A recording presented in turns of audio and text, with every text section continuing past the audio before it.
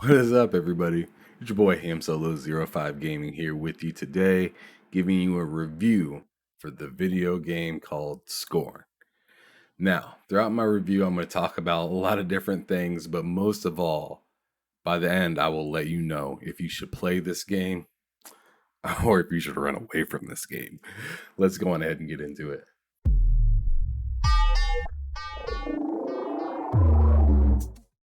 So, Scorn is made by Ebb Software and published by Kepler Interactive, the same actual publisher that's going to be bringing you Flintlock here in the near future.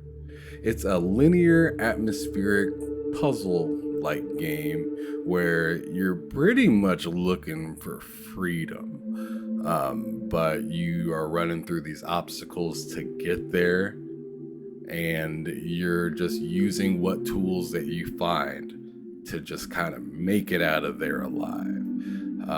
I definitely say you're looking for a way out in an abandoned world that constantly requires sacrifice. So it's definitely something else when it comes story-wise. It doesn't give you a whole lot to kind of base the story on, though. Like, there's no words really in the game at all. You're more or less just running through it and figuring things out on the go. If you want to know if you will like the game, these are some things that you should maybe ask yourself before actually getting into something like this. First of all, do you like puzzles? That's probably the biggest question on this whole thing, because this is a puzzle game, 100%. If you don't like puzzles, you might not like this game. Also, can you stomach flesh ripping in graphic environments? Because this game is chocked full of them. If you're looking for something a little grotesque, something that'll actually like make you cringe,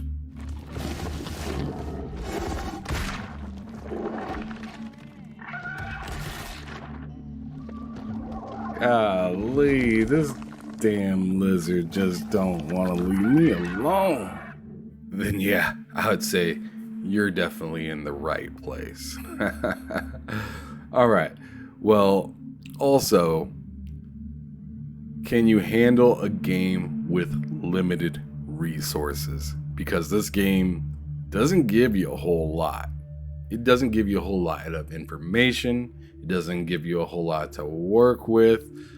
You just have to pretty much take your time. So patience is 100% a key in a game like this, especially if it's your first time running through it. Now, once you beat this game, you can pretty much run through it a second time really easily. The gamer score on it's really easy to get. You pretty much just got to complete all the chapters, and then you got to come back and do one other thing to get the achievements. So I'd say it's pretty easy, and it's only like a 6 to 8 hour game depending on how long it takes you to figure out things. If you're crushing it, it could possibly even be less than that, but I'd say, to be safe, about 6 to 8 hours of gameplay. Now I want to get into what this game is not, because I see some interesting takes throughout the internet I thought it was Christmas. I didn't know. and whatnot, and I just want to get this out first and foremost in case you're interested in playing a game like this. What it isn't is a shooter. It's not a shooter. There are guns in the game, but it is not a shooter, and they actually go as far as letting you know that if you follow them on Twitter or whatnot. But straight up, like, it's not a shooter. This game also has horror elements, but it's not like a scary game. I wouldn't say it's scary, like, even slightly. It'll just maybe gross you out a little bit. But anyways, as I said earlier, you're really gonna want to take your time, figure things out. Don't rush. The game's not super duper long, so just take your time, figure it out, and you'll be towards the end before you know. But I thoroughly enjoyed this game. I thought it was absolutely phenomenal from the from the graphics all the way to just the scenes, and how it doesn't have any words was just insane. That I could like kind of feel what was kind of going on, or kind of detect what I need to do next. That was probably the weirdest thing. So the game, as it comes to like controls and whatnot, as you progress through the game, you pretty much unlock buttons on the controller for you to use. Now, I'm a clown for this. I went through the first like 3.5, 4 hours of game without even using the run button. Yes! What's wrong with you? I was not running for hours. It was insane. So make sure you check, your buttons and everything like that, especially as you progress, because the buttons might not do anything for you from the jump. But later on in the game, you'll use like the RB button. That's for health. You'll be able to reload your gun. You may not even know that you may realize that you got another gun, but you might not know how to switch it. So remember to look at the button options, because I was caught slipping and it was foul.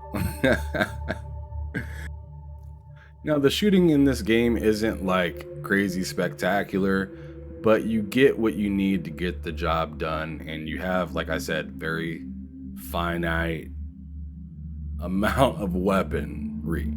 So make sure you use what you got to the best of your knowledge. But the game, it could be a little bit better at shooting, but like I said, it's not a shooter. So if you're expecting it to feel like and run around like Call of Duty, it's just not gonna be it at all.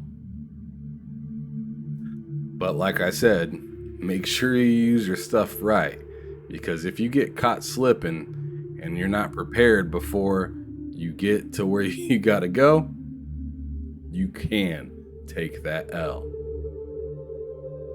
Sometimes you got a while before you get back to where you last started. Well, hell, I say if you like games that make you think a little bit, give you the opportunity to figure things out for yourself to move forward, I definitely highly recommend you trying out this game. Like I said, only about 6 hours, maybe 8 hours if you can't figure some things out. It's definitely pretty gratifying once you figure stuff out and move on. The end of the game is very interesting as well, and it makes me wonder if they're going to push forward and maybe work on some similar titles, some similar puzzles, or maybe they come out with a bigger game. So hopefully Ebb Software is happy with what they got out of this game. Hopefully they got a good relationship with Kepler, and maybe they can shoot out something else. But anyways, the question was, would you play, or should you play, or run away? And I say, play, play, play. This game was fantastic. Like I said, it was only about 6 hours long. Lots of easy achievements to get.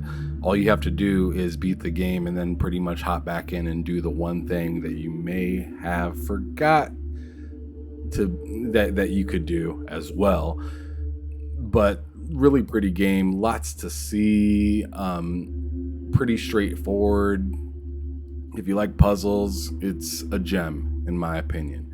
Really good sound design. as well. So if you like that eerie feeling, you're definitely going to get it in this game. You just might not get scared a whole lot. But anyways, thanks for y'all's time. I really appreciate it. Well, I guess that pretty much sums it up for us. That was a pretty good time. Thank you everybody for coming out to watch this review, where I tell you whether you should play it or run away. I will definitely be coming back to do more of these because I believe this was pretty fun, and I kind of got to give you the ins and outs of my personal opinion throughout the game. So thank you so much for everybody showing up. Y'all go on ahead and have a wonderful day, and remember to keep it gaming, keep it moving. Peace out, y'all.